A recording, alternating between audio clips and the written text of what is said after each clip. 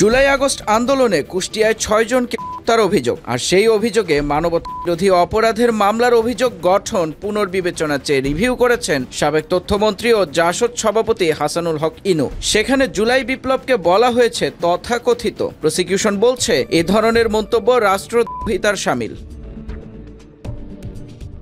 আজ বৃহস্পতিবার আন্তর্জাতিক অপরাধ ট্রাইব্যুনাল ২-এ ইনুর করা রিভিউ আবেদনের বিষয়ে শুনানি হয়। বিচারিক প্যানেলের নেতৃত্বে ছিলেন অবসরপ্রাপ্ত জেলা ও দায়রা জজ মোহাম্মদ মঞ্জুরুল বাসির। কার্যতালিকায় আবেদন থাকলেও ইনুর আইনজীবীরা কেউ আদালতে উপস্থিত হননি। এ অবস্থায় শুনানি পরিচালনা করেন চিফ প্রসিকিউটর মোহাম্মদ তাজুল ইসলাম। শুনানিতে তিনি বলেন, ইনুর বিরুদ্ধে আনুষ্ঠানিক অভিযোগ গঠন করে বিচার শুরুর যে আদেশ দেওয়া হয়েছে সেটি পুনর্বিবেচনা করতে চাওয়া হচ্ছে। রিভিউ আবেদনে উল্লেখ করা হয়েছে বর্তমান সরকারের নাকি আইন প্রণয়নের ক্ষমতা নেই।